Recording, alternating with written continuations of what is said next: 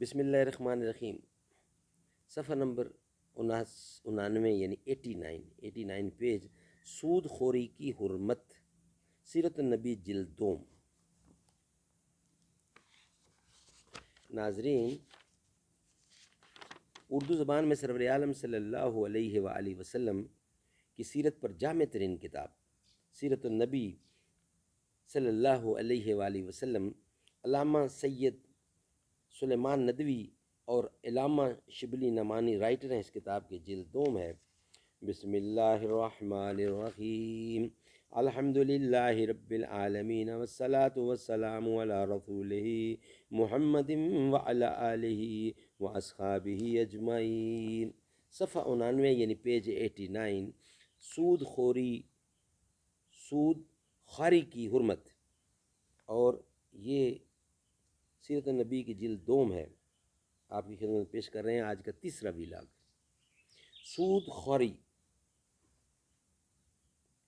بھی ان اخلاقی ذمیمہ میں سے جو اہل عرب کے رگ و ریشہ میں سرایت کر گئے تھے، اس لیے نہایت تدریج کے ساتھ اس کی حرمت کے احکام بھی اترے۔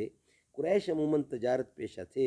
ان میں جو امیر اور دولت مند سوداگر تھے وہ غریبوں اور کاشتکاروں کو بھی شرح سود پر روپیہ قرض دیتے، اور جب تک قرض وصول نہ ہو جاتا اصل سرمایہ کو ہر سال بڑھاتے جاتے۔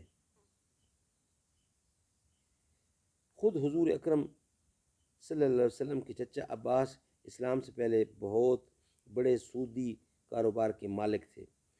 حضرت جب مدینہ تشریف لائے تو یہودی تاجروں کے سبب سے یہاں مختلف قسم کے سود کا رواج دیکھا گیا۔ سب سے پہلے آپ نے چاندی اور سونے کے ادھار خرید و فروخت کو سود قرار دیا۔ گزشتہ کے زمانے میں فرمایا، یعنی کہ یہ واقعہ ہے فتح مکہ کے بعد کا۔ فتح مکہ کے زمانے میں فرمایا، جیسا کہ احادیث صحیحہ میں بتدریج مذکور ہے۔ حافظ ابن حجر جو اس بات کے قائل ہیں کہ شراب کی حرمت سن 8 ہجری میں نازل ہوئی، اور خود جلد اول قاضی ایاز کے جواب میں لکھتے ہیں، یعنی ممکن ہے کہ شراب پینے کی حرمت کے بعد شراب کی تجارت کی حرمت نازل ہوئی۔ صحیح مسلم میں ابو سعید خضری سے روایت ہے، جس سے معلوم ہوتا ہے کہ شراب پینے اور اس کی خرید و فروخت کی ممانعت ایک ساتھ نازل ہوئی، لیکن اس کے بعد حضرت عائشہ اور جابر بن عبداللہ سے جو روایتیں ہیں ان سے ثابت ہوتا ہے کہ پہلی روایت میں ابو سعید خضری یا ان کے بعد کے راویوں سے کسی قدر تسامہ ہوا۔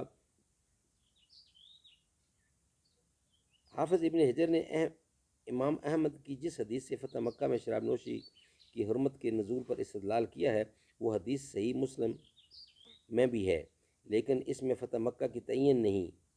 سب سے بڑی دلیل اس کی یہ ہے کہ جب شراب کی حرمت نازل ہوئی تو لوگوں نے کہا کہ ہمارے مسلمان بھائی جو شراب پی کر جنگ عہد میں شریک ہوئے اور اسی حالت میں مارے گئے، ان کا کیا حال ہوگا؟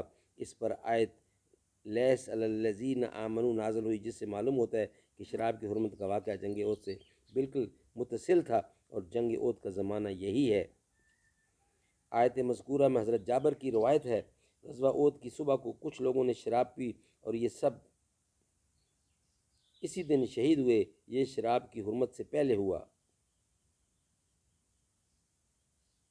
حرمت شراب کی آیات نازل ہوئیں تو بعض لوگوں نے کہا کہ کچھ لوگ اس حال میں مارے گئے ہیں کہ شراب ان کے پیٹ میں تھی۔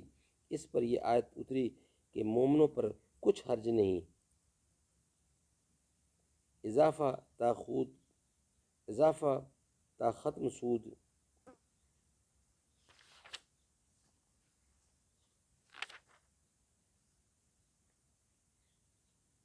سب سے پہلے آپ نے چاندی اور سونے کے ادھار پر خرید و فروخت کو سود قرار دیا، پھر دگنے اور چگنے سود لینے کی ممانعت آئی اور یہ آیت اتری، یا ایھا الذین آمنوا لا تاکلوا الربا اضعافا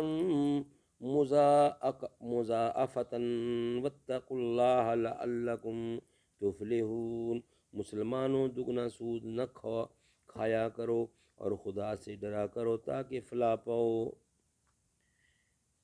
انشاءاللہ اس کا تھوڑا سا حصہ رہتا ہے، وہ نیکسٹ ویلاگ میں آپ کی خدمت میں پیش کیا جائے گا۔ اللہ تعالیٰ ہمیں سمجھ کی توفیق عطا فرمائے۔